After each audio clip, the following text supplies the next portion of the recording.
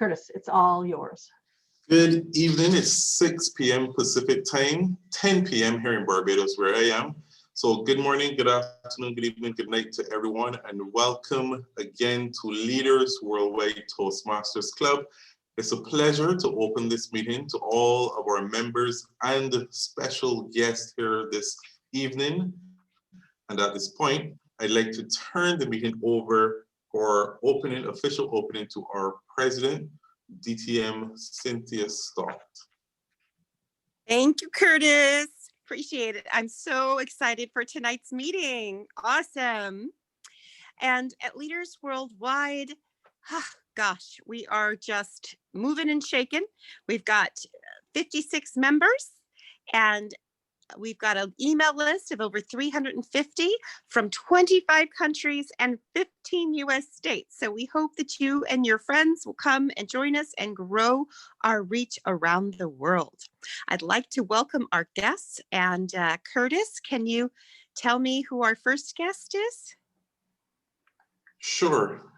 I'm looking at my list, and my first guest is Sherry Washburn. Okay, Sherry, can you tell everybody where you're from and what you want to get out of today? Thank you, Madam President. I'm Sherry Washburn. I'm from the Dayton Road Toastmasters in Ames, Iowa. I have enjoyed the opportunity to go globetrotting and visit this club in the past. It's always an educational experience, and that's exactly what I look for every day. At least one new thing I learn, and I can guarantee you tonight, if you haven't been here before, you're going to have more than one new thing. Awesome. Welcome, Sherry. And our next guest? Next on the list, I have Linda Lee from District 87. Lyndon. Is it Linda or Lyndon?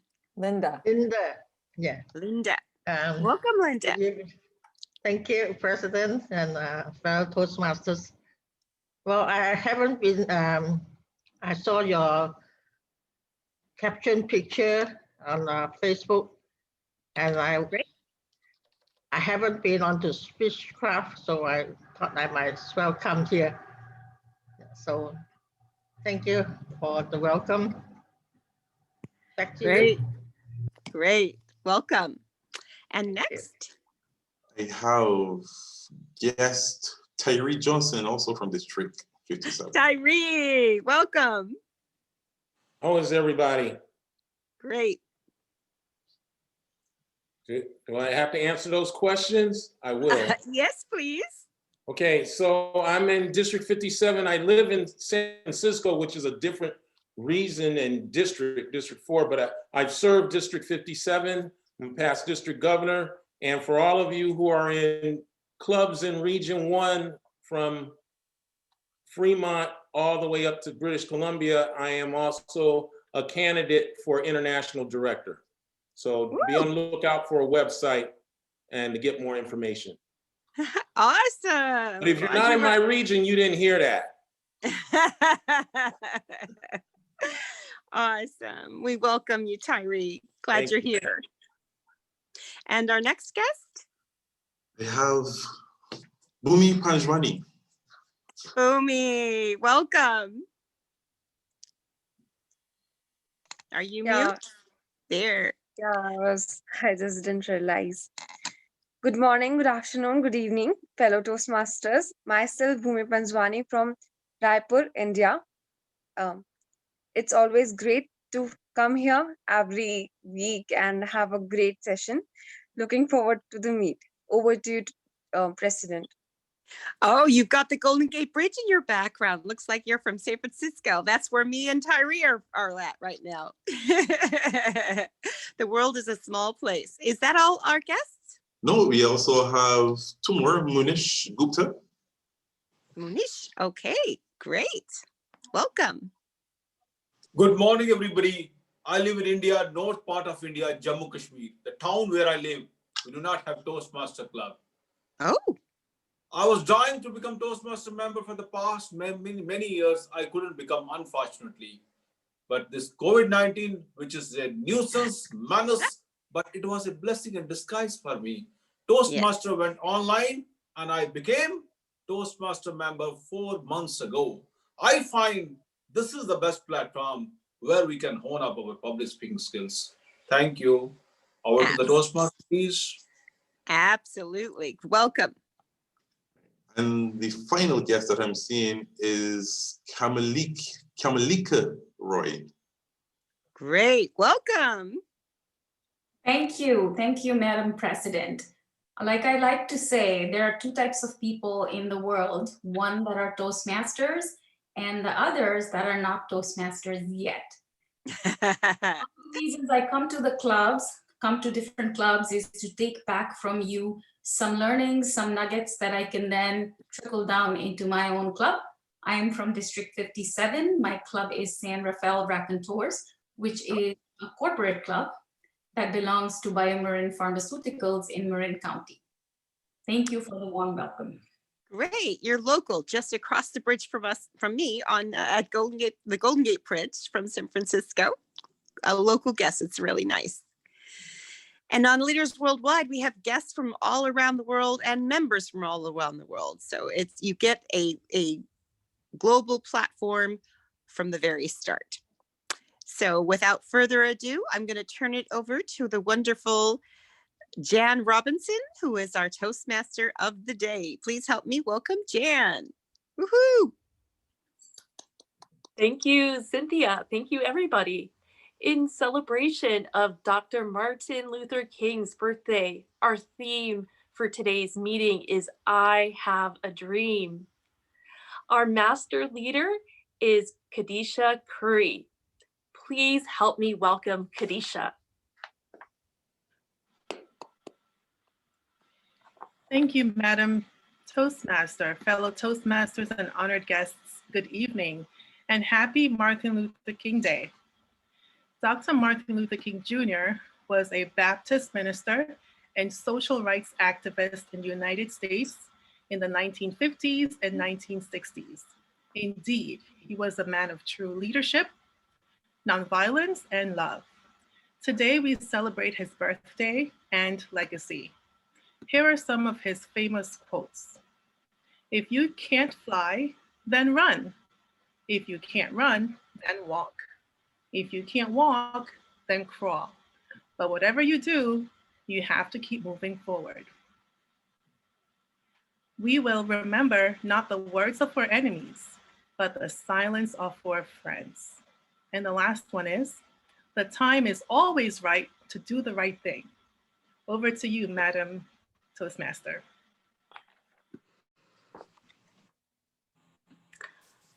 For those of you who wish to follow along today's meeting by looking at your agenda, here is an orientation to that. From left to right, you will see columns for the time, minutes, role, description of what happened, and the person playing that role. Our general evaluator today is Tony Thayer. Tony will now introduce you to his role and his team. Thank you, Take it Madam away, Tony. Thank you, Madam Toastmaster. As the general evaluator, I'll be keeping tabs on the flow of the meeting tonight, both for just general quality control and also to appreciate all the contributors of our meeting. At the end of the meeting, I'll present my report, but for now, I'd like to introduce the other contributors to the meeting. Sally Reyes is our grammarian and counter. Michelle Toney is our timekeeper, and I haven't met him before, but Tafik Kader seems to be the evaluator. So with that, I turn it back to you, Madam Toastmaster.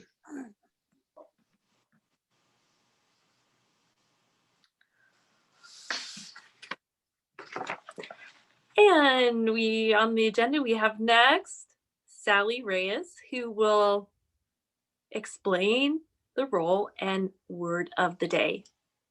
Sally. Thank you very much.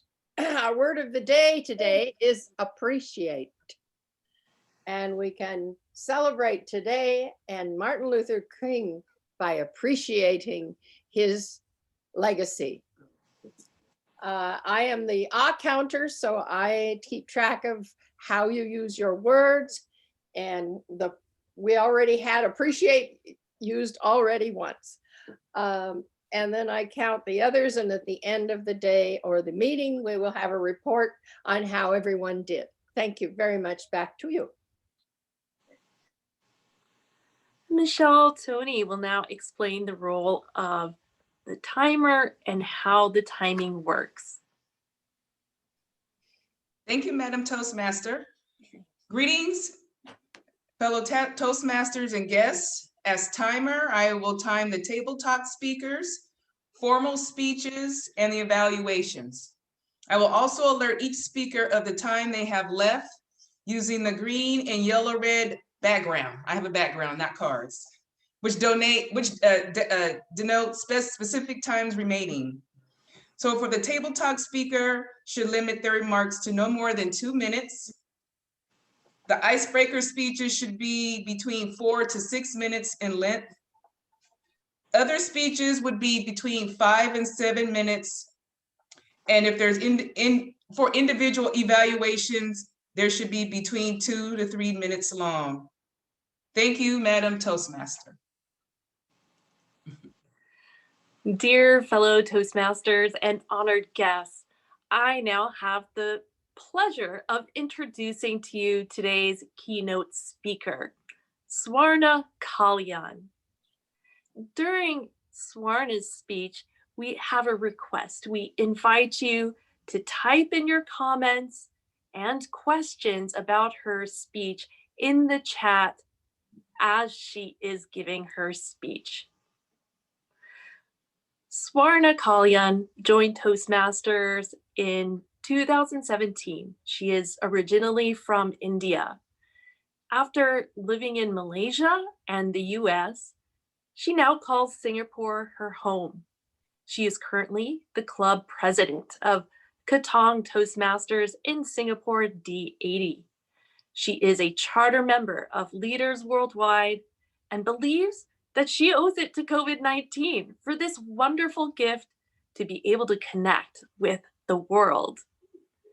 She has played many roles in Toastmasters, such as club coach, club mentor, club sponsor, and the club officer's role like VPE and president.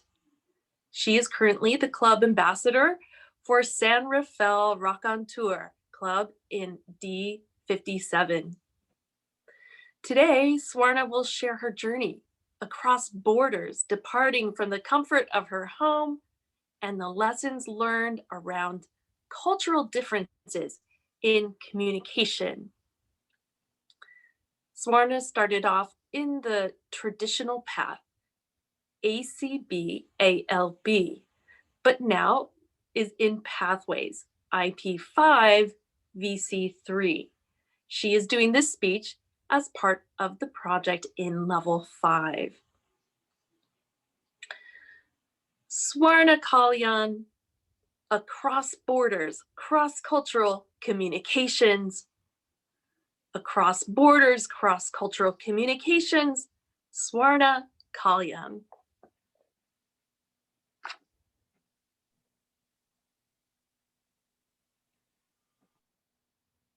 Madam Toastmasters, I appreciate your wonderful introduction.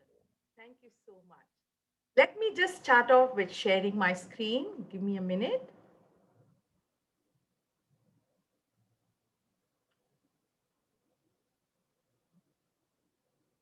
Can you see my screen? Yes.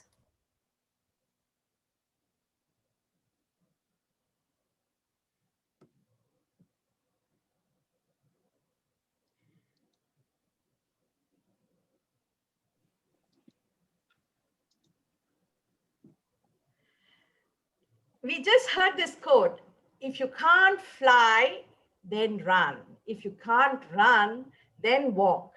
If you can't walk, then crawl. But by all means, keep moving. Friends at Leaders Worldwide, isn't it so wonderful that today we are talking about cross-cultural communication and on a special day, Martin Luther King's birthday. And I feel so privileged. I just think the stars align themselves so well because he championed the cause of equality. And here we are from all over the world trying to be on the same platform. And for me, I feel I have flown in from across time zones. It's early morning here, and across time zones, I'm here talking about cross-cultural communication. I also love this quote of his, which says, only in the darkness can we see the stars. And I think the pandemic has shown us that whatever happens, we can find a way to go forward. Don't you agree? Now, as speakers, for me, just with no sound, can you see the power with which he speaks? And what do I see here? I see passion. I see love. I see that energy with which we all can learn as speakers here. And let's go ahead and look at what I have to share.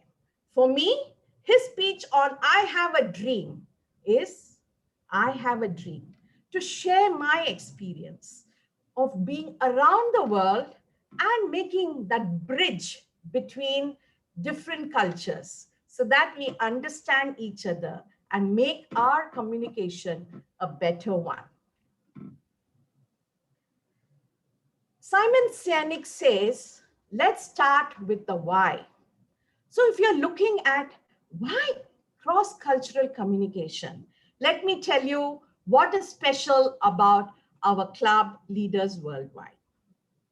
You see here, we are from different countries. We have reached 25 countries and so many states in the US, but all of us under one single club. And therefore, it becomes essential that we know each other better. When I, by default, shake my head, you know that people from India, we like to nod as a form of acknowledgement. But it could mean something else to someone else in the other part of the world. So knowing each other becomes essential. And I will also share with you as I go through on what are the keys to make it effective, to have an effective cross-communication culture, the cross-cultural communication. This I have seen in many parts of the world. I'm sure you all would connect because I always wonder, when I moved to Singapore, the first thing that when I gave my business card, I had to give it with a lot of respect. We hold it on both the hands and we give it. But in the US, when I worked, it was a casual thing. So it becomes so different to know what is it? How do we say hello to each other? What are the cultural references? What are the religious references that we carry with us? Maybe in India for a very long time, we never even shook hands. We always did this now, which has become a practice to maintain safe distancing. That was how we greeted each other. But then it took me a long while to shake hand to someone. But it is the learning that I had, and the biases or what mindset that we have with the culture and how we change over time.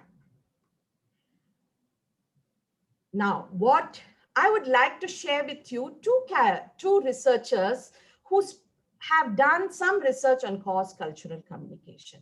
Louis is a researcher from Russia, okay, and he has actually categorized and seen how do people from different parts of the world do different things. So he did 3 categories.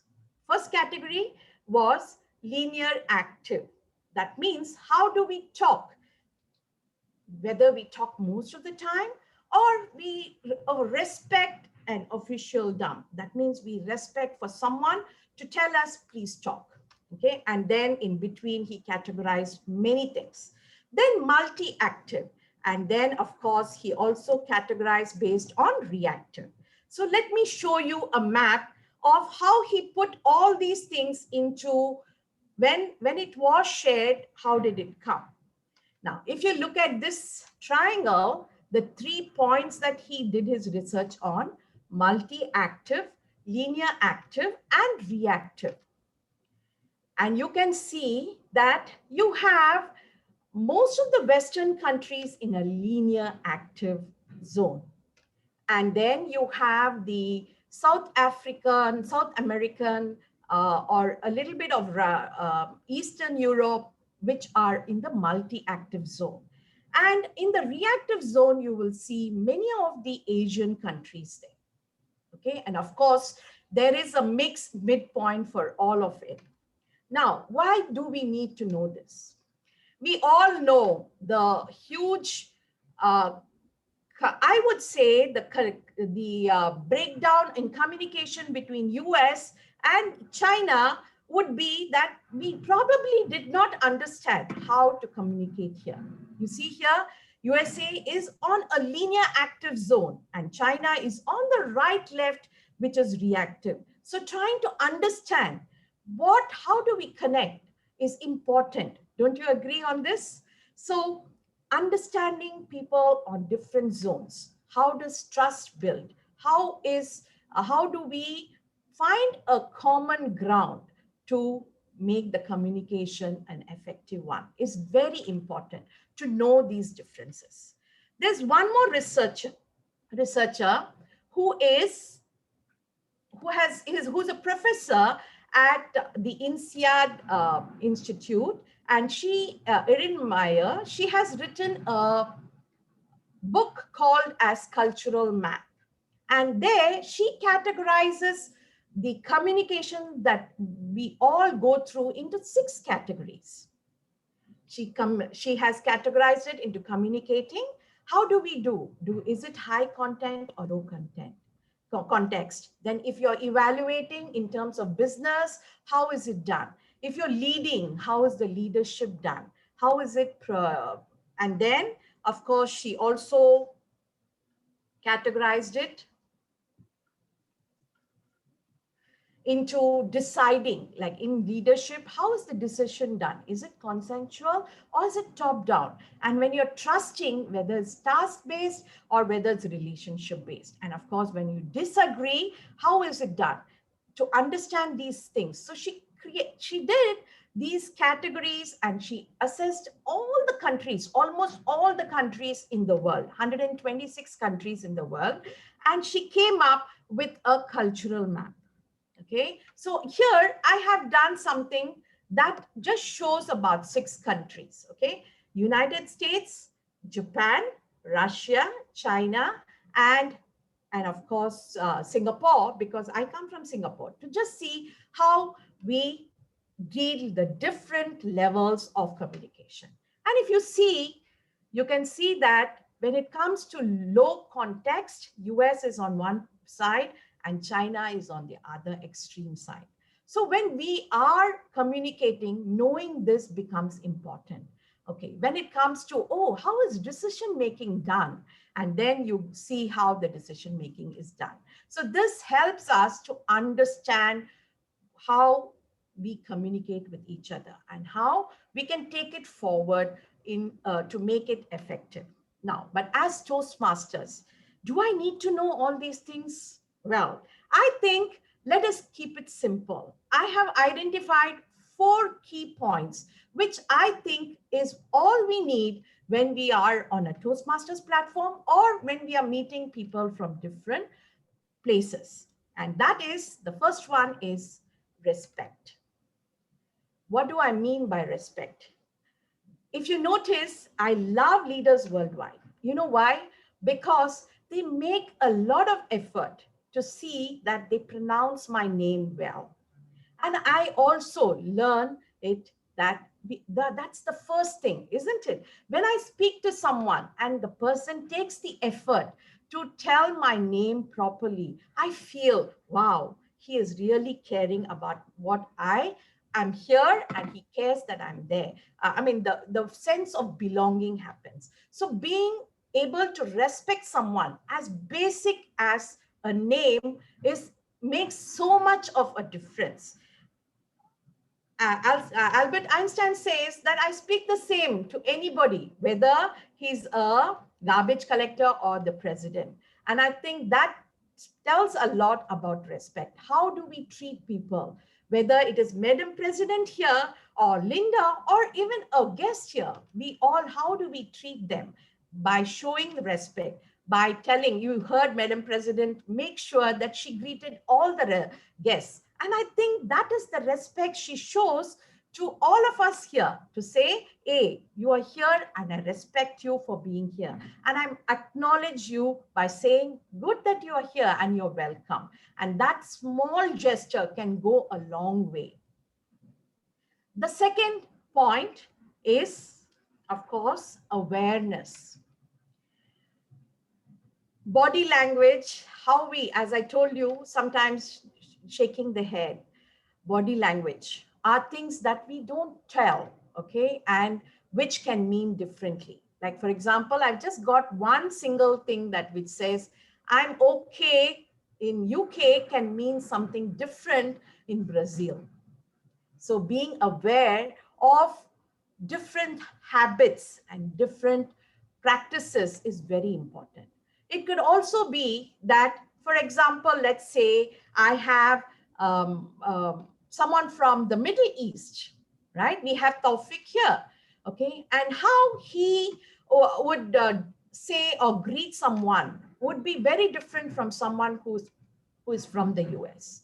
But now with global migrations happening, same thing. Maybe we find that Taufik may be from the Middle East, but someone from the Middle Eastern lineage who is in the US may be different. So understanding these things are very important, being aware. And then, of course, comes the third one, which is to listen. In Toastmasters, we have this very beautiful thing called as the listening, to be a listener. And then we are assessed on whether we are doing a good job. And I think we need to understand that what is not said, to be able to understand just by looking at a person, words alone doesn't make a difference. We also have to see what is the visuals that we see and how does it project and what is it, does it mean? So learning to listen to someone is important.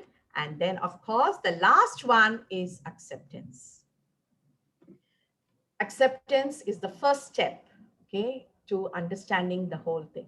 And when we do all this on a constant basis, we learn to respect, we are aware of what people and that we are all different and still we come on a common platform. We learn to listen to things that are said and unsaid, and then accepting the person as they are will make this cross-cultural communication a great journey of learning.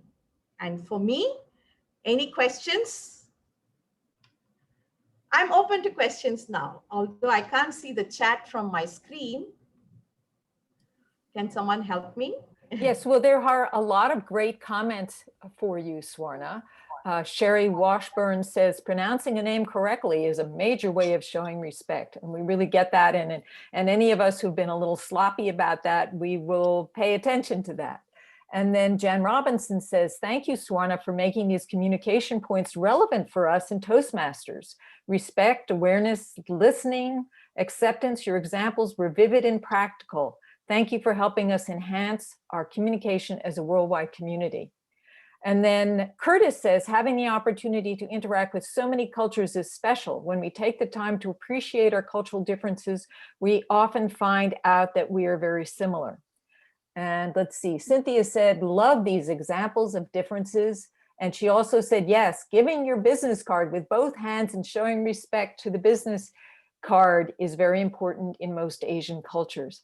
And Swarna, I just love that this hand gesture, instead of handshaking, has taken over. And become the norm. I think that's lovely. So questions. How, what do you think? There is one from. Oh, okay. Do you have any recommendation of books? There's a question. Here it is. Yes. Sorry. Yes, hi, Linda. Thank you for this question. Yes, you can start off with the basic one. As I told you, the cultural map by Erin Mayer is a very good start for cultural communication, because I think she has written it so well. And also being from the academic point of view, the clarity with which it has come out is very nice. So it's a cultural map I can share with you. Yeah, Erin. And I can say my favorite book on cross-cultural is Kiss, Bow, or Shake Hands. Wow, that's nice. By whom? Hang on. I just looked it up again.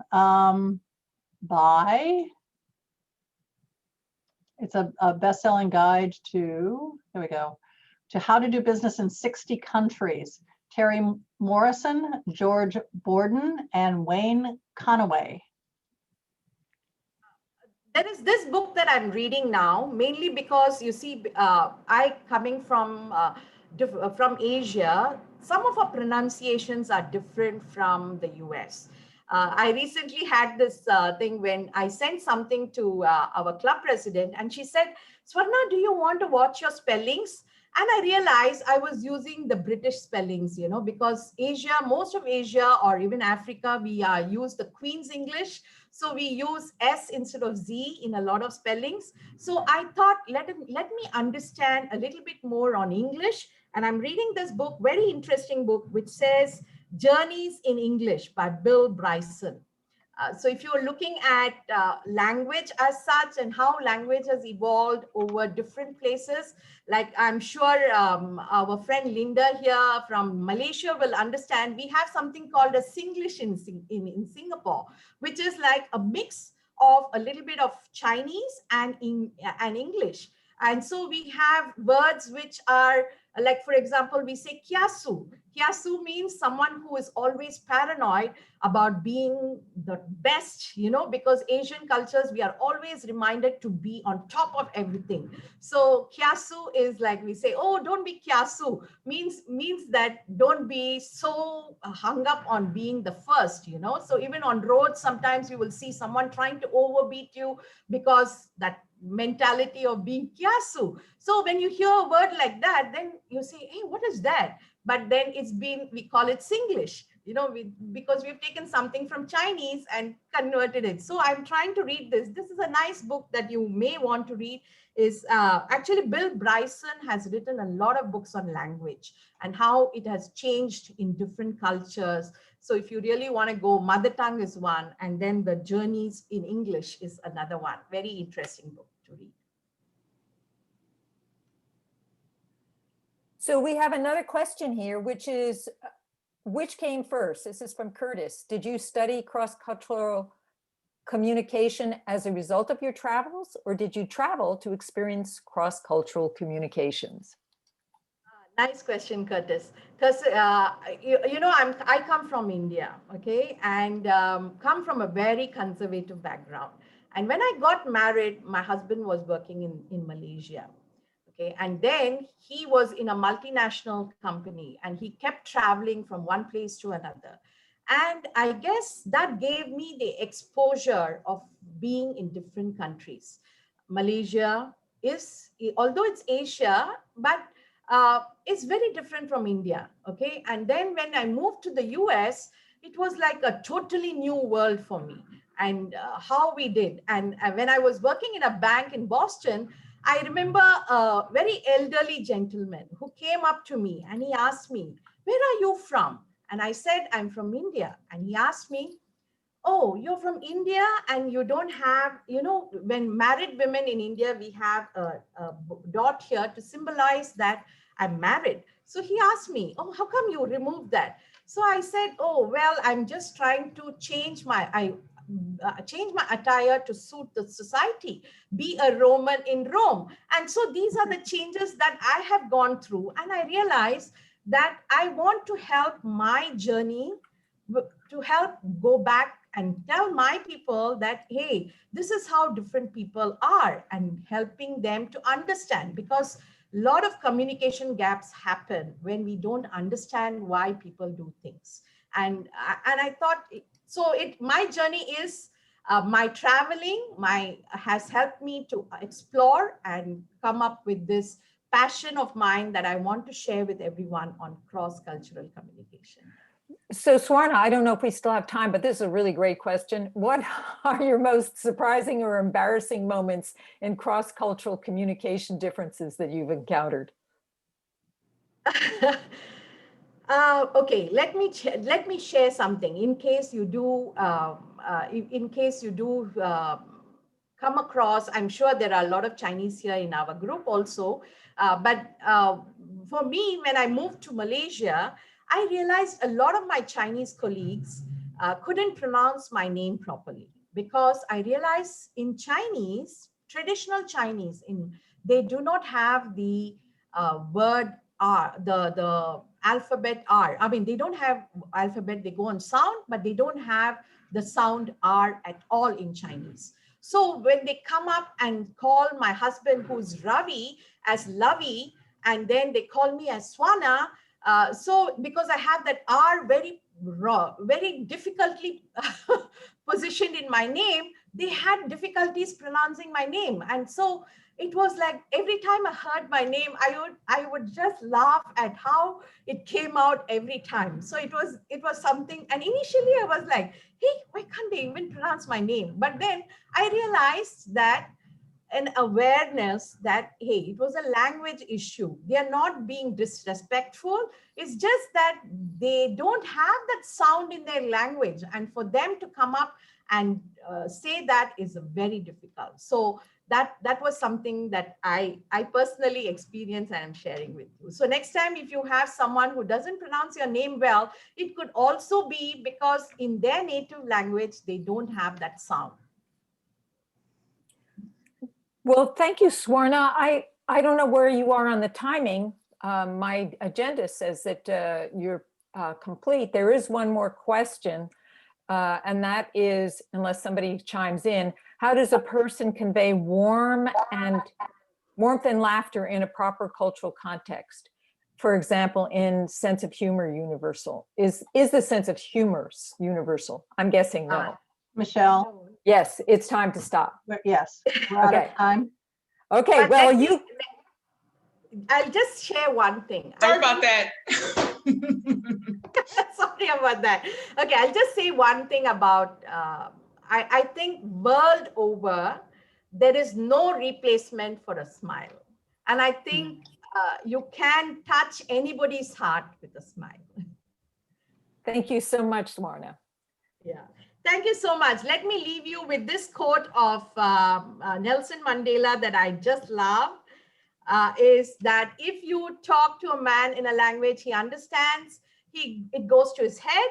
And if you talk to him in his language, that goes to the heart. So our idea is to reach that heart so that we can make communication effective. Over to you, Toastmaster of the Day.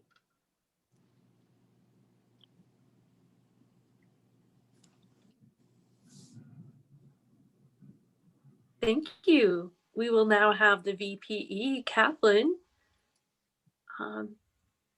tell us about participant roles to play for our next meeting.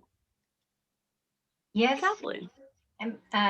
We are going to be asking all of you to sign up for particularly the functionary roles, such as the evaluator and the table topics master and the counter and so on. So please get ready to be called upon. And I want to let you know that Kadisha Curry and I are working on building out a website so that we can engage with the agenda in a trustworthy way. So everybody knows to go to that website page. There it is. We see what we're up to. We sign up for roles and so on. We apply for role assignments. And we're going to be sending out an email asking you to, let's see, what is it? Oh, yes, we need you, if you are on Easy Speak, and we will send a screenshot so that you know what the website looks like. And if you are on Easy Speak in another club, please just reply, and it will be a secure reply so that not everybody will know your user ID for that site. That way you'll get the correct credit for all of your work, whether you're on in one club or another. And Kathleen, before we launch Easy Speak, we're gonna be sending everybody emails and giving them training, helping them to understand how to sign up for roles, how to put in their roles. So we'll have more training for that. So we don't need to tell them too much about it today. Yes, well, I'm really speaking to those who already are familiar with that website, because it is very critical that we have only one user ID for that website. So they should look out for your email, right? Yeah, that's it. Okay, and with great. that, I am wishing you a good break. Thank you, Kathleen.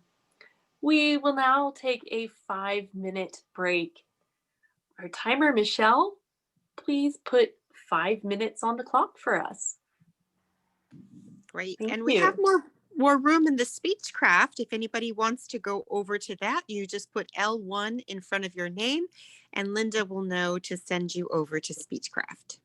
And Cynthia, I've sent you several private messages because you're missing an evaluator. Oh, so does anybody, I didn't see them. I can do the evaluation if you want. Okay, Swarna, I will set, it's Joe's.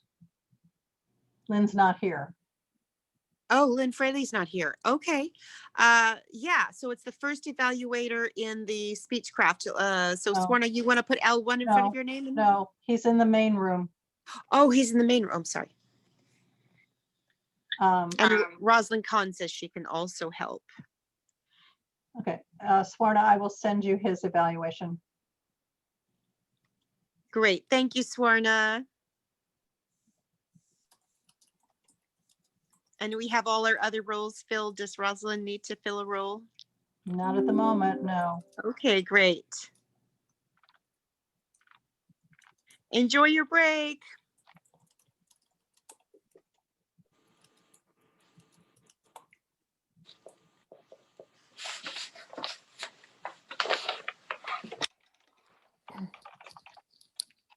Linda. Yes, ma'am. This is Cassandra. Yes, ma'am. Can you check the list to make sure that I get on there for the links so that I have them every week? I know you're on the list. Okay, because I'm not getting them. Check your spam and check your spam, or if you have a bulk folder of any kind, it may be going in there. Okay, I checked. So I'll just go through it again, but.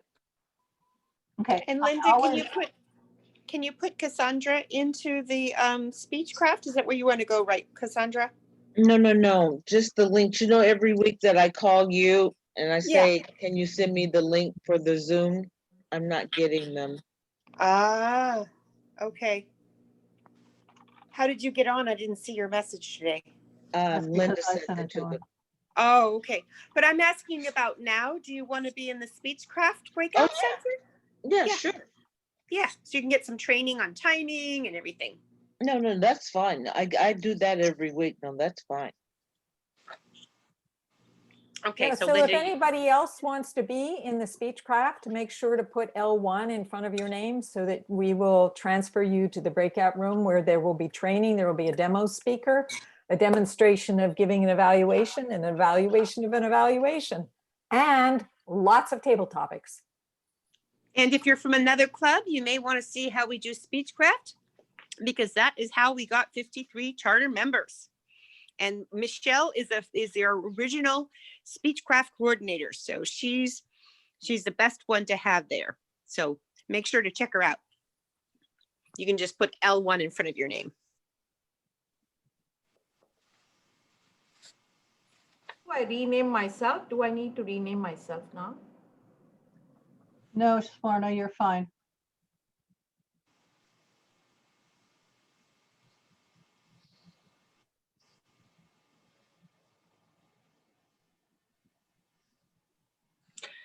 Linda or Cynthia, what do I say for Zoom etiquette reminders?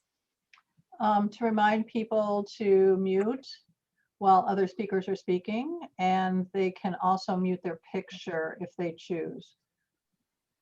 Again, Okay. it depends on what kind of bandwidth they have. Sometimes it's distracting.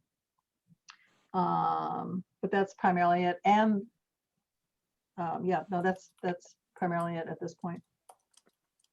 Thank you. Mm-hmm. And Hey, Michelle, Sorry to interrupt, but Michelle, I'm tell me, still in the main room. Can someone send me to the breakout room? who is They're it? not doing it yet. Bhumi? Is Yes, that ma'am. are you the one asking about going to the other room? Yes, ma'am. No, I haven't sent you guys yet. but you're Okay. on the list because But you you're have on my L1 in list front of your because name. you have an L1 in your name. Not to worry. Never worry, we need the timer. You will get there, promise.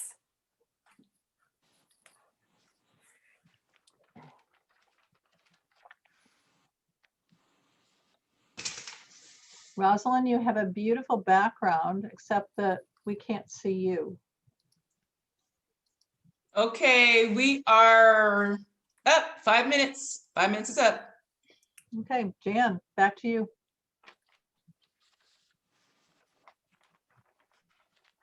And I am going to send all of the level 1 folks to your room. So go to your room. And let's make sure we have them all sent over there before we start with Jan again. So Jan, just stand by till all the level 1s have gone over. You got it. Make sure our ducks are in the right flock. Please click join.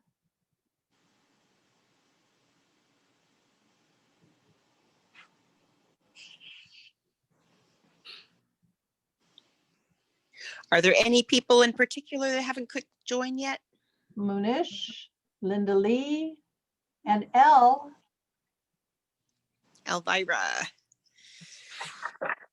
Got to send you over. My guess is that they are not at their computer yet. Probably. Nature calls.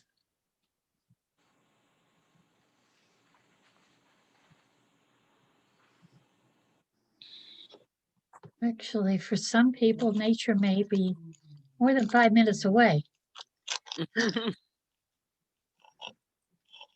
Okay, we still have Linda Lee and, oh, there goes Elle. We just have Linda Lee. And they are all gone. Okay, great. You're on, Jan. This is a Zoom etiquette reminder for everyone. During the speeches, please be sure to have your audio muted. And if you happen to have low bandwidth and your video is flickering on and off, please also stop your video, and this will avoid any distractions for the speaker.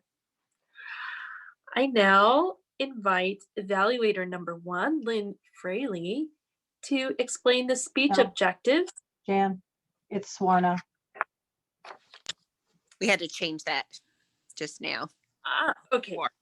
You weren't listening. So I invite Swarna as evaluator number 1 to please explain the speech objectives for speaker number 1, Joe Dombleski. Of the evening, I I don't have the evaluation, the objectives yet. Yeah, I it sent should it to be you. in your email. Oh, it's in my email? Yes, Yeah. ma'am. It was too big to put in the chat.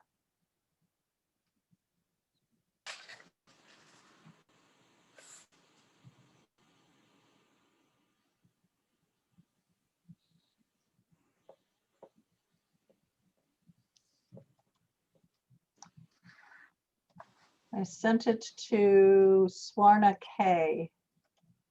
Yeah, I'm just looking. Okay. So I can start introducing Joe and his speech, and then you can have his introduction if you find that. Yeah, So I have the, yeah. You have it? Yeah. Okay, great. I have, yeah. But I don't have the objectives here. I'll share the objectives. Is that okay? Yeah. He's doing his first speech for the High Performance Leadership Project, the HPL project, in order to complete his DTM, which he should be getting in another 6 months, less than 6 months, before June 30th. And the objective of this speech is to inform the club on the project that he's working on and to tell us his mission and his vision and his values and where he's going with this project. And then he'll come back after his project is complete and share another speech with us about how it went.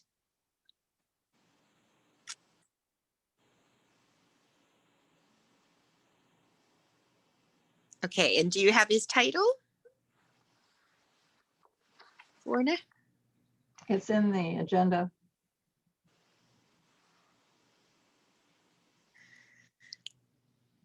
And the DTM is Distinguished Toastmaster Award, and that's the highest level, educational level awarded to a Toastmaster. So it took me 13 years to get mine. So it can take quite some time to do it, but Linda is doing in less than, what, 18 months, 2 years, something like that. Everybody has their own pace. And are you ready to give his title, his name, title, name? In the agenda, I just have HPL speech 1. The name is title is not there. You have an old version. So Joe Demblowski, Learn by Leading, My HPL Leadership Project. Learn by Leading, My HPL Leadership Project, Joe Demblowski. Thank you, Madam Toastmaster. What is the High Performance Leadership Project? What did I do for my High Performance Leadership Project? How will I carry it out and make a difference? Throughout history, complex problems have arisen that world governments cannot solve.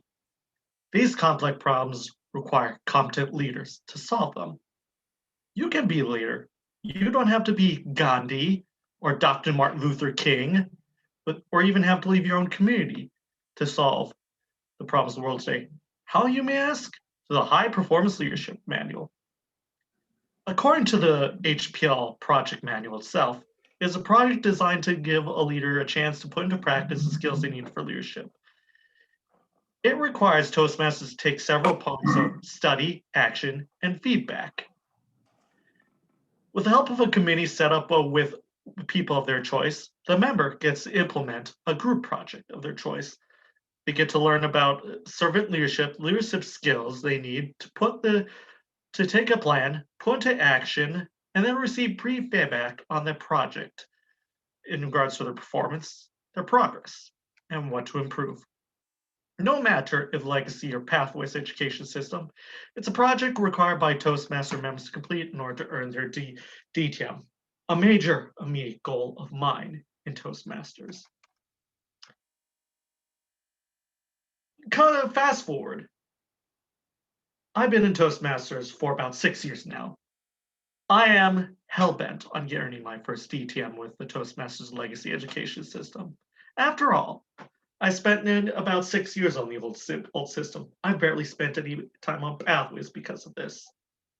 The great thing about the HPL project is that it exists within both old and new Toastmasters, but there are many ideas you can choose from. The negative side about it is that there are many ideas that you can choose from for your project. Completing it is also like assembling an airplane in mid-flight.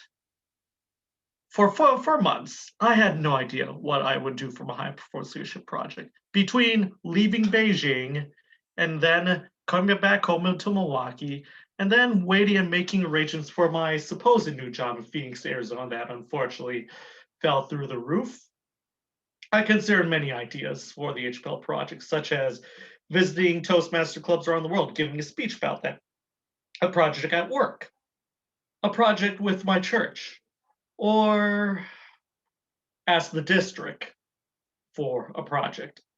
After consulting two people I looked up to respected, you could say I went with the last option, asking the district for a project. I asked two people in particular, Trish and Simon. Trish, black welder of District 3, Arizona, is like an old Care Bear. Looks nice, but her words are sharp as a knife. You could call her Madame Straight Talk Express. She shoots from the hip.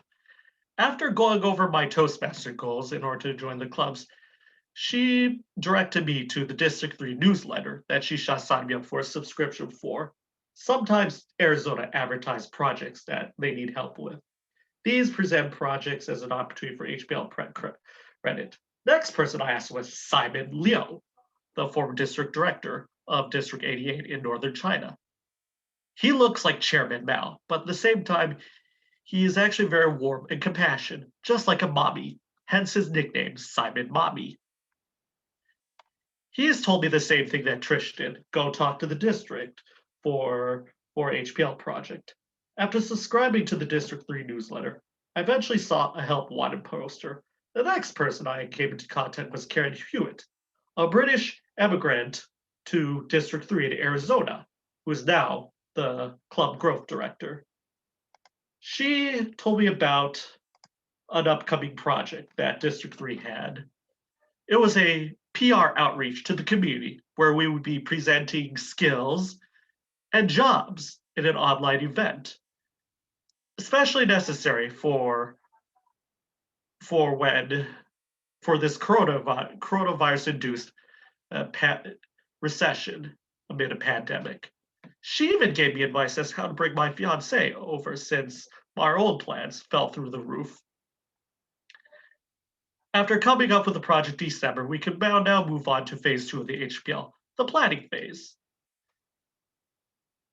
The first has several meetings. In regards to taking the first several meetings and steps, I asked for more advice from my mentors. I then realized I had to assemble my HPL team. A leader in the HPL project must define their vision of the project. My mission statement that I crafted as a result of asking for advice was this. My vision is to work with the District 3 trio and leaders in order to finish and complete and implement a PR project to recruit and register enough businesses and or schools to advertise jobs at a Friday, January 8th, District 3 Public Relations Fair. In essence, we were providing community service project for companies and peoples looking for jobs in the Arizona statewide community. Coincidentally, this is such a brand new idea. It's never been tried before. We recently received approval in December directly from Toastmaster International to go ahead with implementing this idea only. Because it was such a new idea, I knew I needed to ask more people for advice. I once again asked Trish and Simon. The advice that they and my my HPL committee told me was I'd have to overcome several problems, such as the work environment created by COVID-19. Nobody was going to be in a generous mood to advertise and give resources. I don't know the people of District 3 in Arizona. It's Christmas and New Year's holiday. I have my personal work and home situation I have to worry about. I am a procrastinator, so I have to overcome that. And I also have a limited amount of times and resources. How do I go about implementing this project with all these problems to overcome? You'll unfortunately have to find out in my next speech. in which I explain more about my vision and what I do to implement and the specifics that we do with this project. In conclusion, not all here wear capes. You don't need to leave your hometown to find or solve a problem or become a hero to others. This is what the HPL project seeks to accomplish. Forces participants to learn, implement, and perform their leadership skills all around the world with a project of their own. By completing this HPL project, I don't necessarily seek to be an unsung hero. I just seek to do good to others, to help them find jobs and learn new skills and find Toastmasters in the process, all while earning my first DTM, Madame Toastmaster.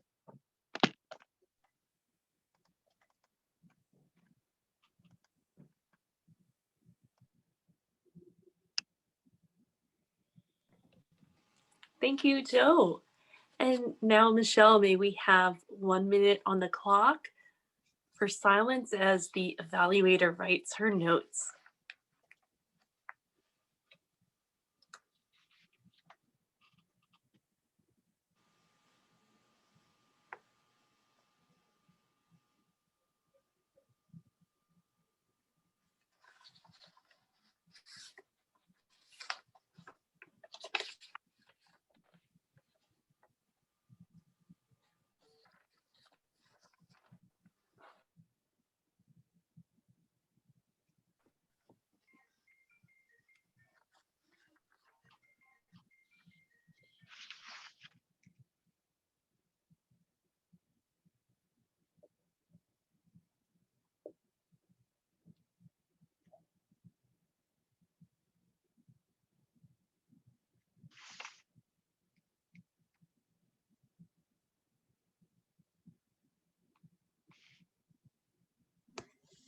One minute has expired, Madam Toastmaster.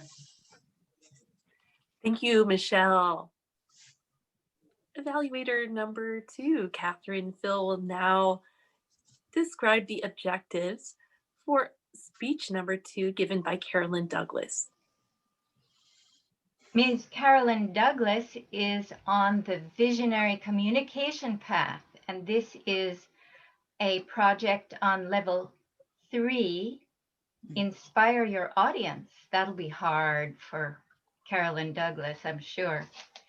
She's been an active Toastmaster since 2012 and has achieved advanced communication gold in the legacy program.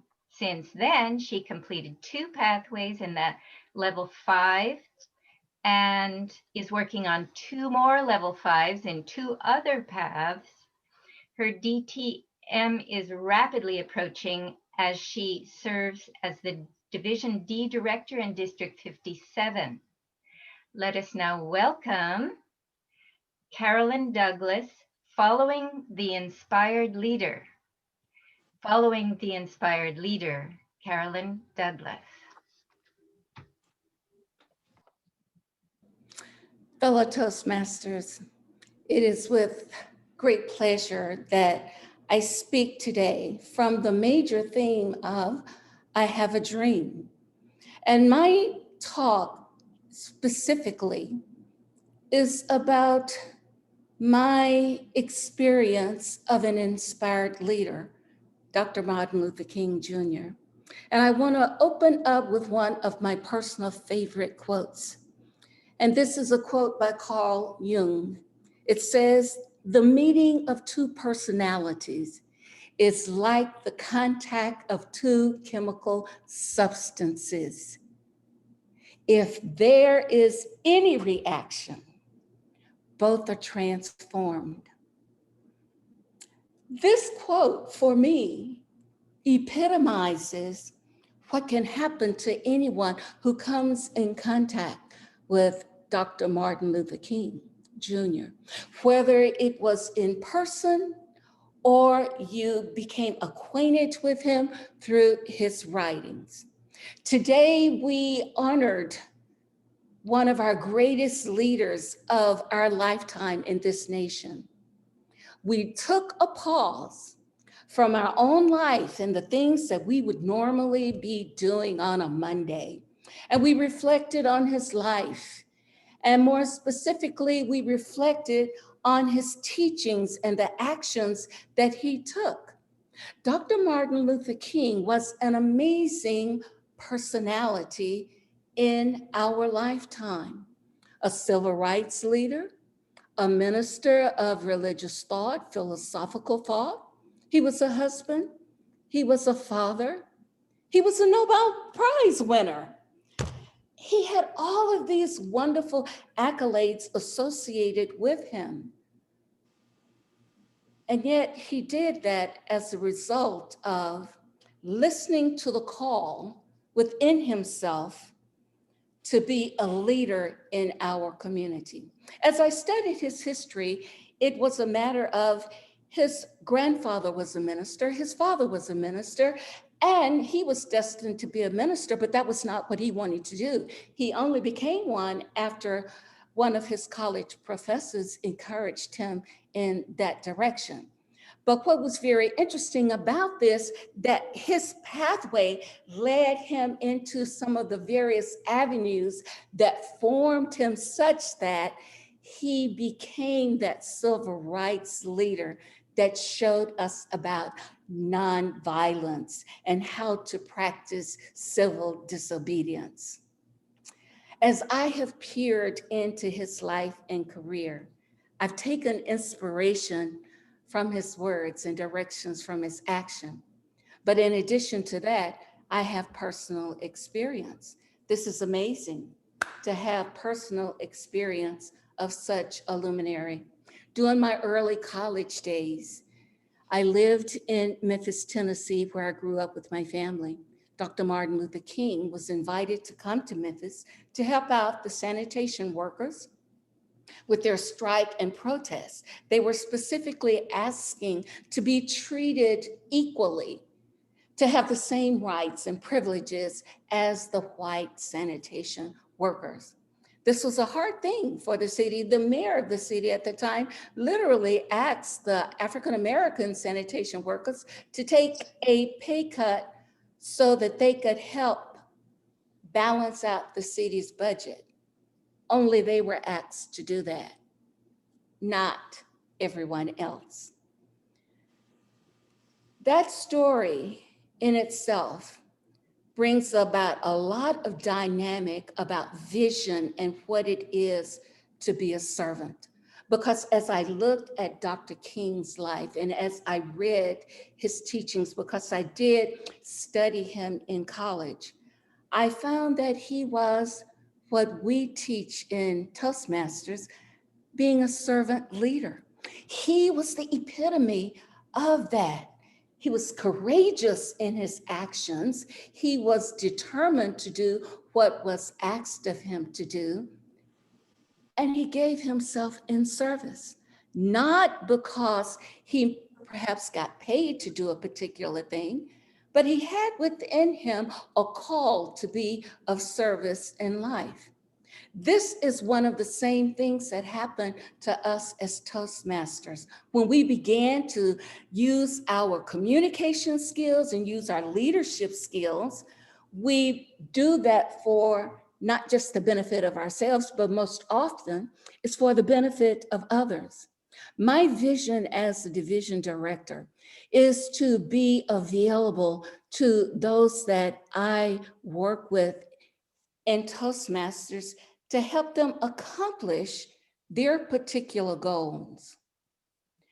Like Dr. Martin Luther King, there may be a word that I could use to influence or help impact how things are gotten done.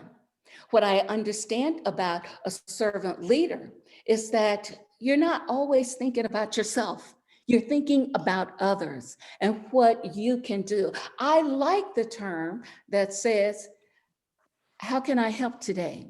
When we're asked, will you serve in a role?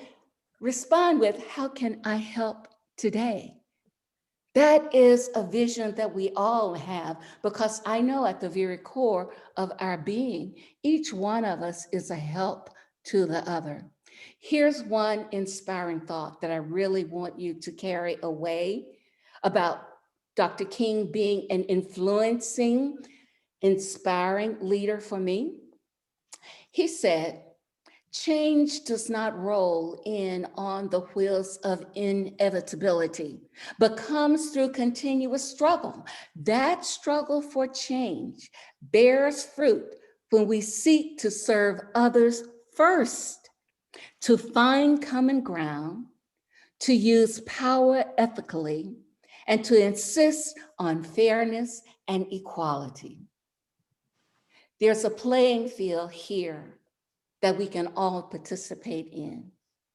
I invite you to allow Dr. King to inspire you in your communications and leadership. Madam Toastmaster. Thank you, Carolyn Douglas. We'll now take 1 minute for silence for evaluation.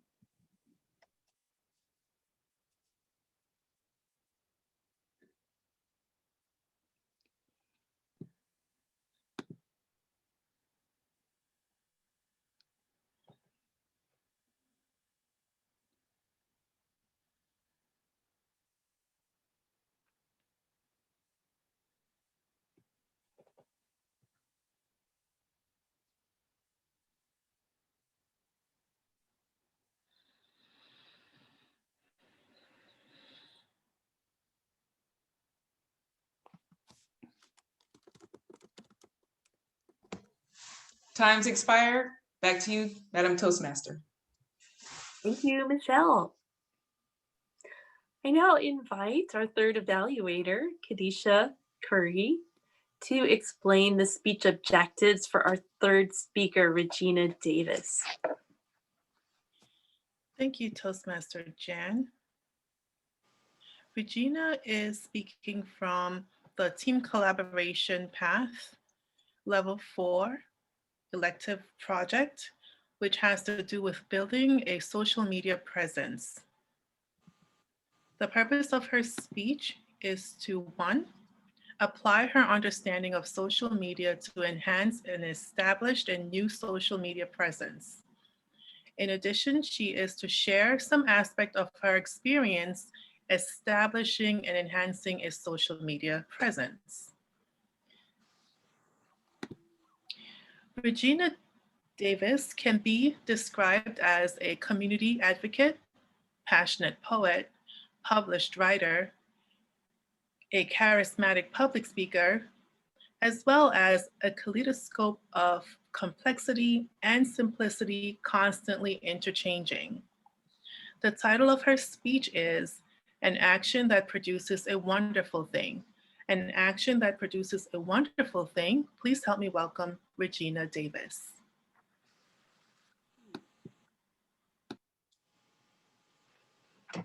Oh, there it is. I've been looking for you. Your smile, your beautiful, beautiful smile. During this time of uncertainty, sometimes your smile disappeared. And so did mine. But that's okay. It's back. And that's all that really matters. Years ago, I would hide my smile because I felt that I didn't have that commercial smile. But like a sunbeam bursting through dark clouds, my smile appeared when it was needed the most. Butterflies, bumblebees, and smiles. We don't see them that often right now, but life would not be the same without them. I can't wait. I just can't wait to get rid of this and this and even these. Why? Because your smile and my smile all of us, our smiles are contagious, and laughter, laughter is good for the soul. Now, I know they say that the eyes are the window to the soul, but look, I'm not trying to get that serious with a stranger. All I want to do is acknowledge their presence, and they acknowledge my presence, and we just keep it going. So please, keep smiling. That piece was written because I was in a meeting similar to this, and I looked over and my smile had disappeared.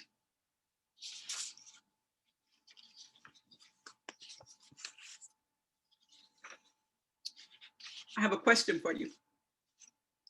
Where do you place your energy? Your good energies. May I suggest that you pass it over to a central worker whose eyes reflect worry? How about that we pass it over to a bird that will soar way above our heads and land on a building? And that empty building was once a school, a church, or even a hospital. Your energy, your good energy, will be used where it's needed the most. Tonight, I share my energy with the trees whose leaves are dying because of the ashes of a burnt tree. Radiant and bright is what casts from you when you inhale, exhale, good energy. Do you recognize your energy? What is the source of your energy? And where do you place your energy? I'm talking about that good energy. May I suggest that you look around tonight. You see us.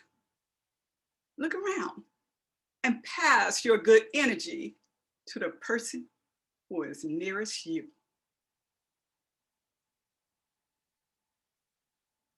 Energy is a source of life. And we need all the life and all the love we can use today.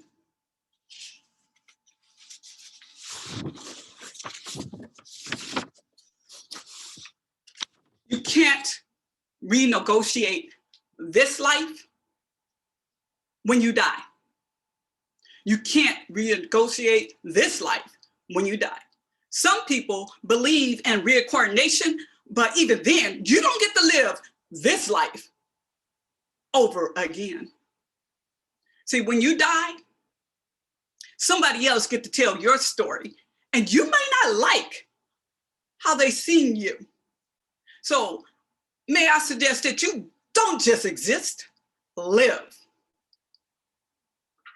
Write a chapter, write a sentence, rewrite a page. Better yet, take the pen of life and write a story that you don't mind reliving again. You're the author. Yeah, they have publishers, but you get to write your story. Some people are involved in your life, but you have a lot of control.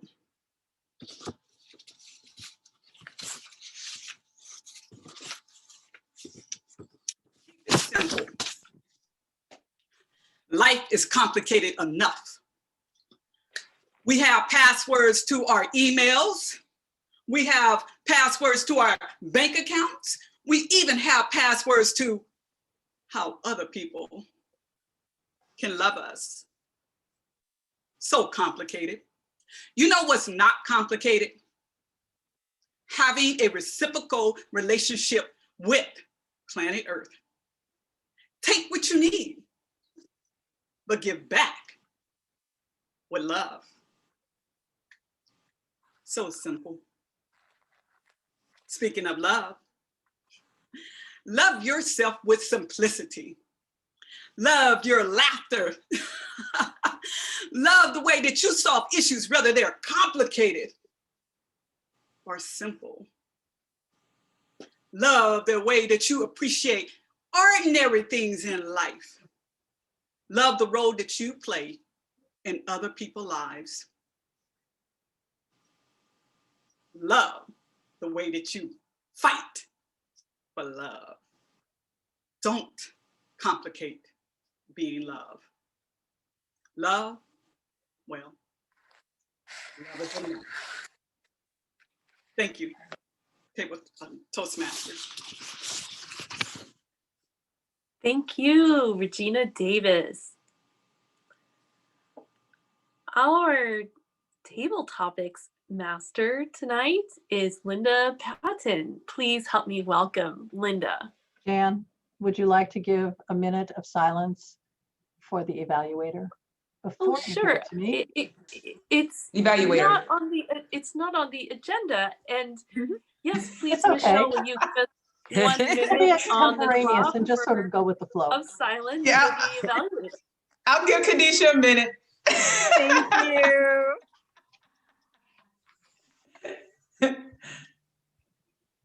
Thank you, Linda. You're welcome. We played with the agenda and some things got knocked off. Yeah. Oh yeah, I noticed that was missing. So Good.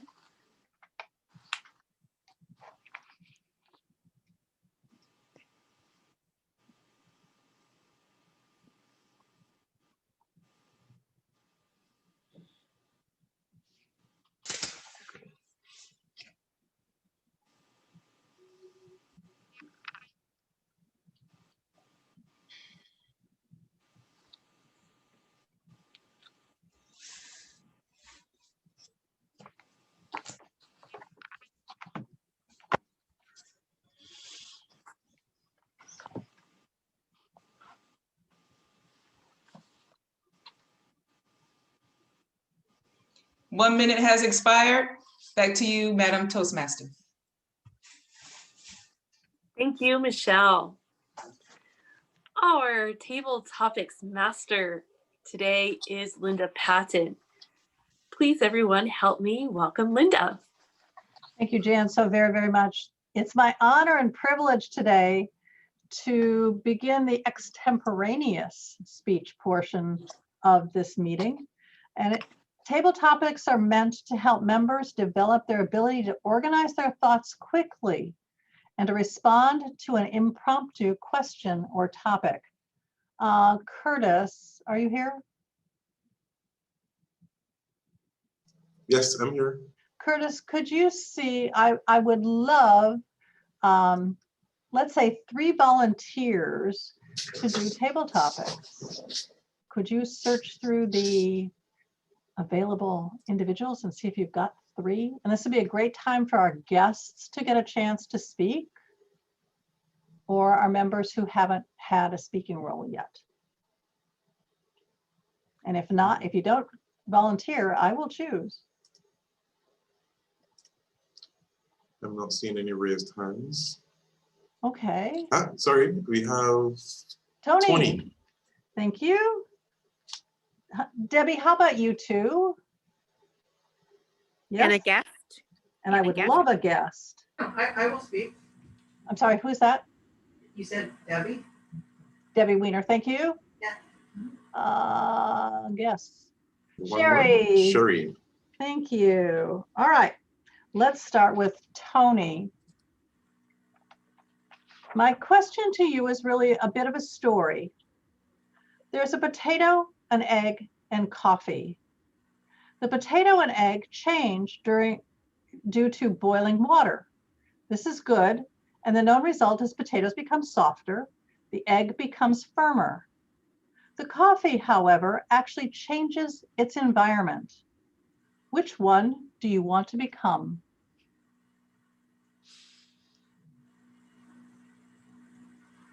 I have to turn on my microphone.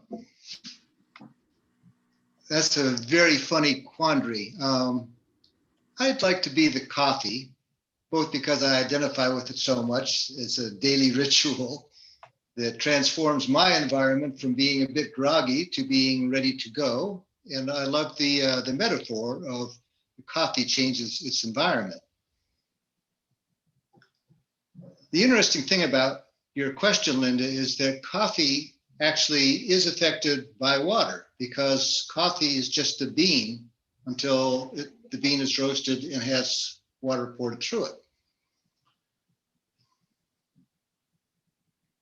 But there is, and likewise, the potato, as it's cooking, creates an odor. So all of these things have similar attributes, but we tend to culturally recognize some of them as having stronger attributes. And I think we give unfair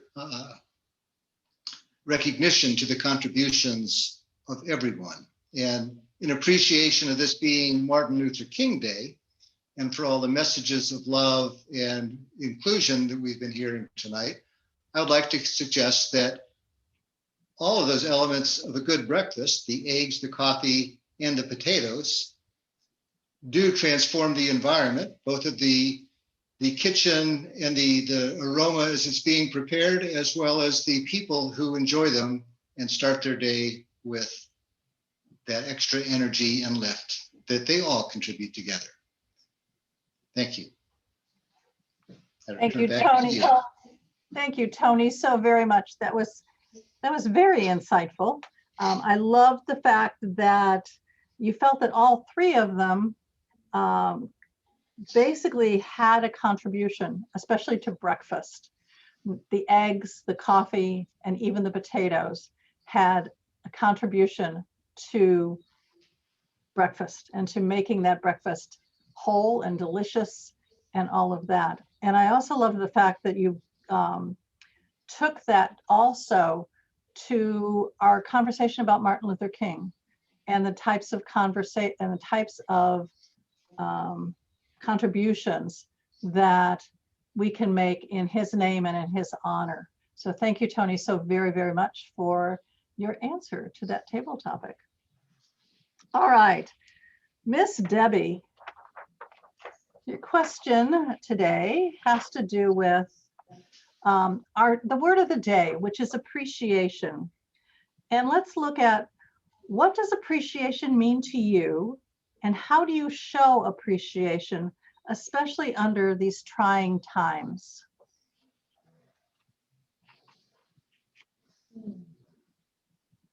Appreciation to me is really similar to gratitude. And I think to me, gratitude is a very important thing to feel every day for our families, our health, our friends, our knowledge, and to appreciate, it's to appreciate even during these our Zoom lives in this COVID times, to learn to appreciate what is it that we are actually gaining and learning from all of this, to appreciate each other, to appreciate Toastmasters and all of you, to appreciate this organization, to appreciate all that we're learning, and to appreciate that we can have Toastmasters worldwide. We can communicate with the whole world, with every culture. I mean, this may have not been possible before COVID, to be honest. I'm trying to look at the positive parts of this, and improving our computer skills, and having time to ourselves and our family that we wouldn't have made before. We would have. I know myself. I always finding myself busy, and really it's during the times of being alone and being present, that change can occur. It cannot occur when you're busy, busy, busy and not present, conscious, and aware. So appreciation is a really important word for me. And I appreciate all the good there is in the world to receive and all the positivity that's going on right now. I appreciate my family, my health, again, all of you, and I am grateful that I am healthy, and I'm just, I look forward to learning. I love learning, and I appreciate, I actually learned to appreciate my Zoom life. And I am slowly learning new computer skills, which is, and studying lots of different subjects. So that's what appreciation means to me. Fantastic. Thank you, Debbie, so very, very much. So I really liked how you moved from appreciation to gratitude and was able to connect both of those to the things that were important to you, your family, learning, not being busy, but rather being productive, and having time with family, which is something that we often would not make part of our lives as we were busy with our jobs and stuff. What I love too, and you mentioned it, is the fact that we get a chance to interact with people from other cultures, other parts of the world. And that to me is such a blessing. And I want to thank you for that as well. All right. And our last person is, I'm sorry. Jerry. I'm sorry, who? Jerry. Oh, okay. All right.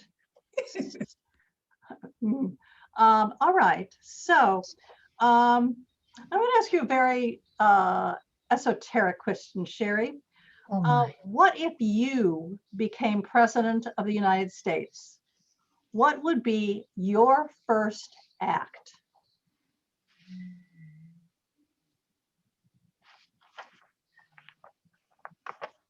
Considering that I don't actually think I'm qualified, Madam Table Topics Master. Of course you are. That is a really hard question, because I think one of the worst things going on in this country today is the tension between our peoples. Whether it's between immigrants coming into this country, whether it's between people who live here, whether it's because of the color of someone's skin or the language they speak, or whether they're male or female. I think that's the biggest issue we have right now, is the tension, the aggravation, the lack of understanding between one group of people and another. And none of us belong to just one group. We belong to multiple groups. So how exactly do we separate that out? I'm female and I'm white and I speak English. That's 3 different groups, technically. What if you're Black, speak Spanish, and you're male? That's another group. Native American, and you speak your native language. And on and on and on it goes. I would like to think that as President of the United States, my first act would to be diffuse that. And to diffuse that, we have to do a number of things. One of which is to ease our economic issues. People can't live if they can't find jobs. On the other hand, we have a pandemic, so it's creating problems with the job. It's all interconnected. The issues among our people, our economy, our politics, and our health. So I have not an answer that would cover that comprehensive list at this point in time. But in my inaugural address, I will take care of that. Madam Table Topics Master. Thank you, Sherry, so very much. That was brilliant. First of all, I think you are eminently qualified to be President of the United States. I love the fact that you touched on the tensions that we have in this country between groups of people, language, culture, gender. There's so many different ways that we sort of vibrate together, but not really together. And I think you did just a brilliant job with that. And how do we separate out the groups that we belong to? I love the fact that Kamala Harris is the first woman, Black, South Asian Vice President. And she covers so many different areas and so many cultures. And I think it really speaks to what you were speaking to in the table topic. So thank you so very, very much, Sherry, for your insightful answer. And with that, I will turn it back to you, Jan Robinson. Thank you, Linda Patton. I now invite to the podium our general evaluator, Tony Thayer. Tony. Thank you, Madam Toastmaster. I'd like to just take a moment to appreciate the trend-setting nature of this club and its multicultural focus, because in appreciation again of Martin Luther King Day, I think it's just such a nice match of this evening. One of the key roles of the general evaluator is to assess whether the members, the contributing members to the meeting, have properly prepared for their role. And I have to cite myself as not fulfilling that. I have the wrong agenda. I've been winging it all night. And I wasn't even sure what time I was going to be called on to speak for this. But I do have a few comments. I've appreciated the quality of the speakers tonight. Can you, Tony, we're really running behind. Can you just introduce the three evaluators, please? Thank you so much. Not having the agenda, I didn't know that. So I would like to introduce Sally Reyes, the grammarian and the counter. No, you're going to introduce Swarna to evaluate Joe. Okay, then Swarna, would you please please share your report on the evaluation for Joe Domblowski.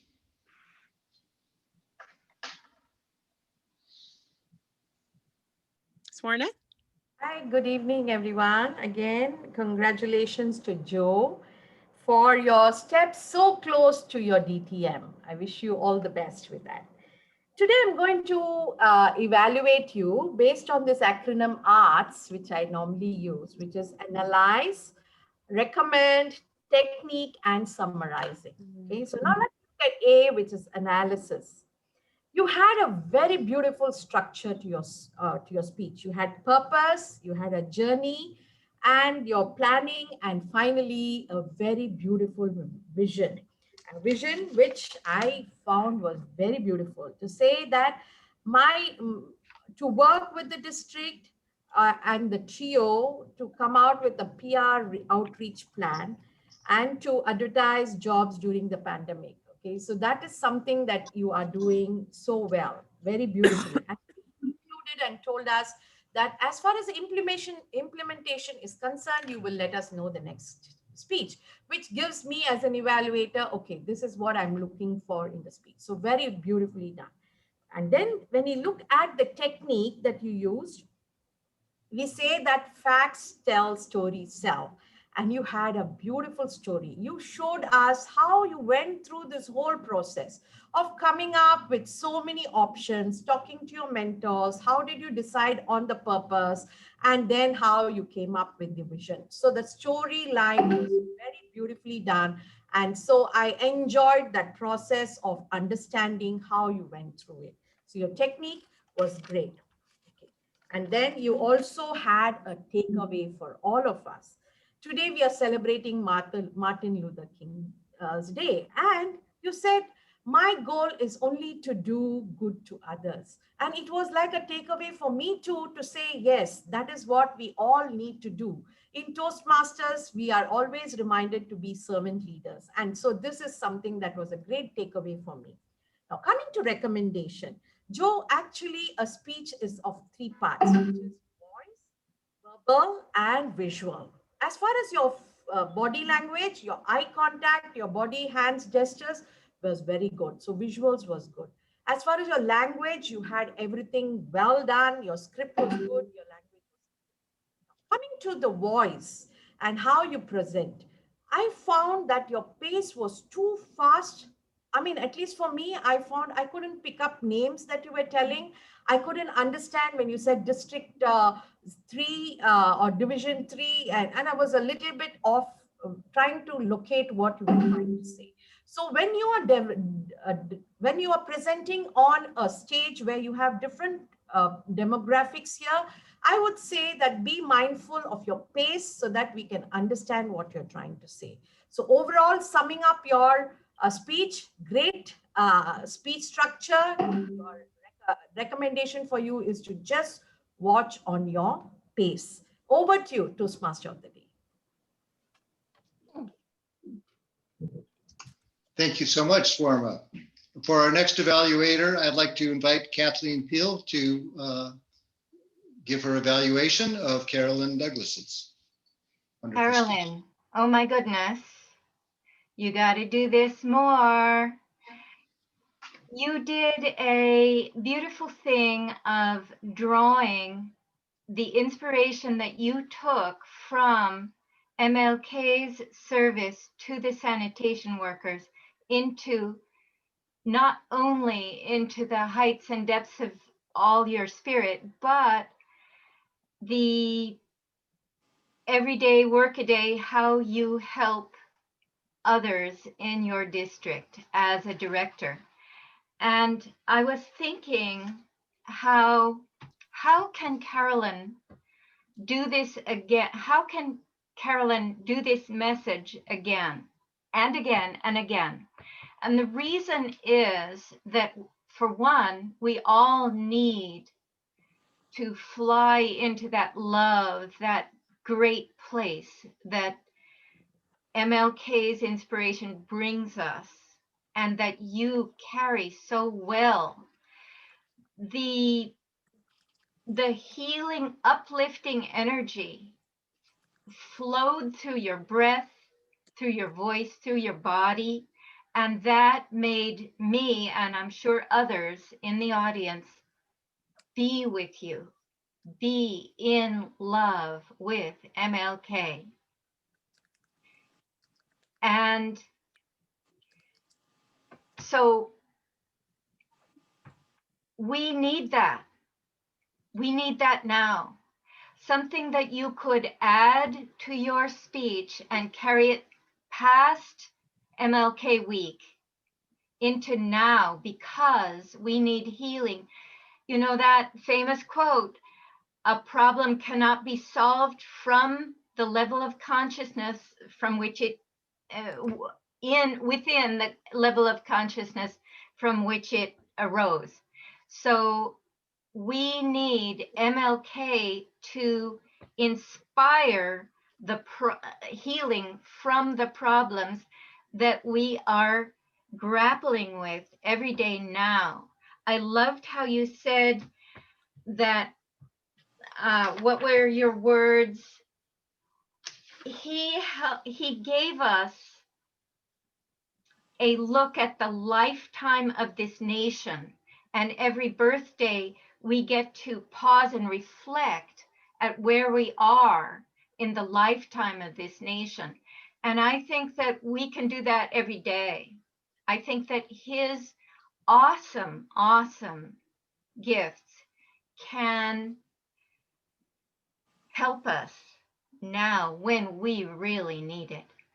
So details, you're great. More, please. Thank you, Carolyn.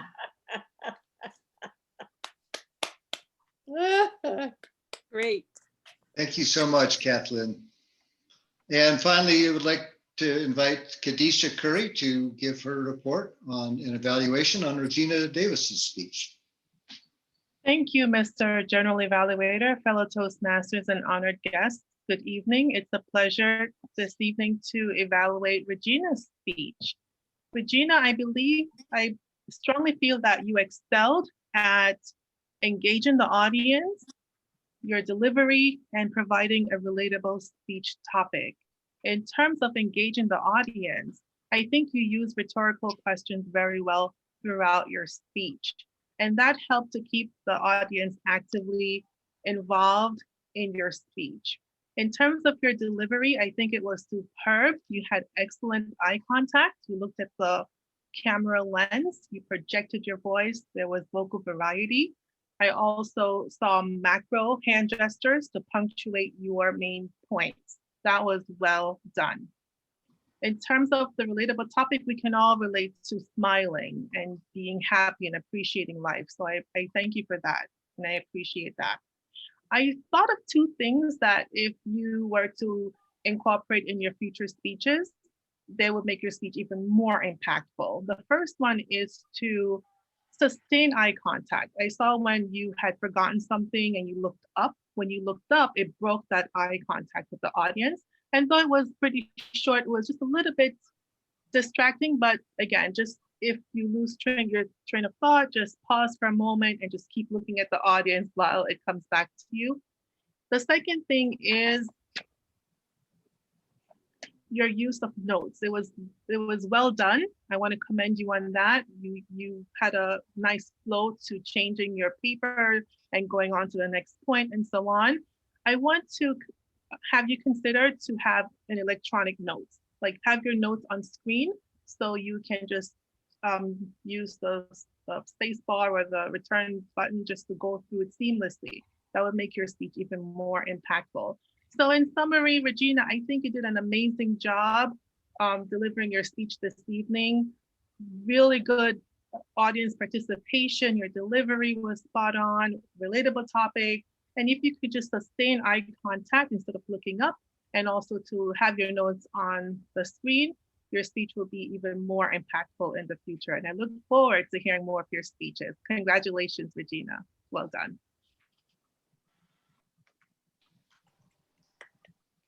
Thank you so much, Khadijah. Madam Toastmaster, I'm assuming that this would be the right time for the grammarian and timekeeper's reports. Am I correct? We're not going to have time for that. Okay. Sorry. Then I will return the podium to the Toastmaster, Jan Robinson. Thank you, Tony Thayer. I now welcome back to the podium our esteemed president, Cynthia Stott. Cynthia.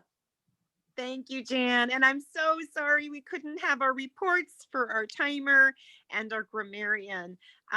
We just didn't have time today. Somehow the agenda always gets away from us. And I'm sad to say, I'm going to have to decide if we can have a third speaker or not, because it's pretty routine that we lose time. So I think we're going to have to switch that, unfortunately. But then we'll be more on time, and we'll actually have to have enough time for table topics and reports and evaluations and all that. So this is the time where you can share what you learned from today. What are your takeaways? Any comments that you have? If you can raise your hand, we have virtual chocolates for you when you're ready. And Curtis, can you tell me if anybody has their hand up with something they want to share that they're taking away from today? Whether it's in the main room or in the Speechcraft room. Here we have a hand raised from Sally. Yes, just make sure I go. Sally? Hello? No, you muted again. You were unmute and then you muted. And raise your hand if you're. Thank you. I'm on now. I would like to appreciate how everyone pulled together a magnificent day, like celebrating Martin Luther King Day. It was brought me to tears how beautifully people spoke about each of the effective actions that Martin Luther King not only portrayed, but wrote about, and then we spotlighted them. And I thought it was absolutely wonderful. Thank you very much. Beautiful. And I love your powerful tears for how you're touched in this moment from the sharing that you heard today. Would you like a chocolate? Oh, sure. Here you go. Thank you. Thank you. You're welcome. And would any of our guests like to share what they're taking away or comments that they had from the meeting, or questions? We have a hand raised from Deborah. Deborah. Hi, Deborah. I love the cross cultural communication tips. That was really, really helpful and something that I think we all could learn, and it would really just help everybody get along and be happier together. Yeah.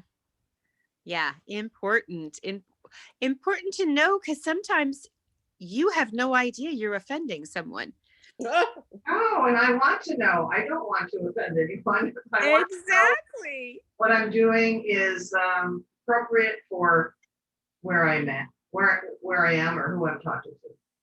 But if you communicate with an open heart, I think you can communicate across the cultures. Great. Thank you. You want a chocolate? Yeah. Woohoo! Here it comes. All right. And anybody else want to share? We have our guest, Munish. Great. Munish, welcome. It's an incredible meeting. I really enjoyed. I would love to attend your meeting again and again. I like the speech craft system, which I attended many clubs. I never saw the way they were telling each and everything. And that is the way to learn.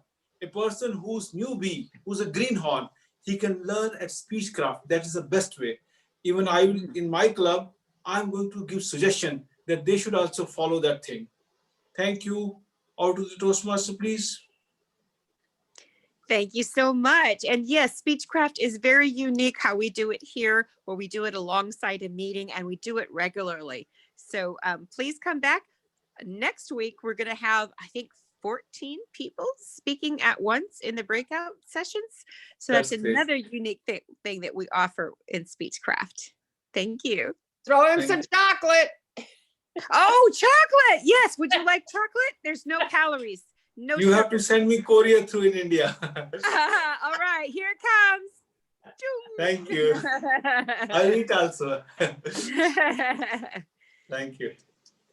Thank you. And anyone else? Curtis, do we have anyone else raising their hand? Swarna. Swarna. All right. Our keynote address.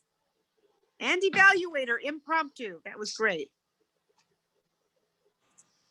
President, can you hear me, Madam President? Yes. Thank you so much. I really appreciate your support.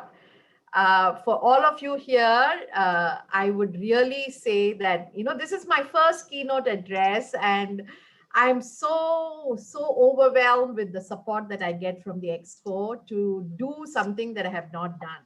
And I feel good that today I stepped out of my comfort zone, and trying to do something that I have not done before was something, and I really love the support that I have from you. So I really appreciate what you're doing for me. Thank you so much.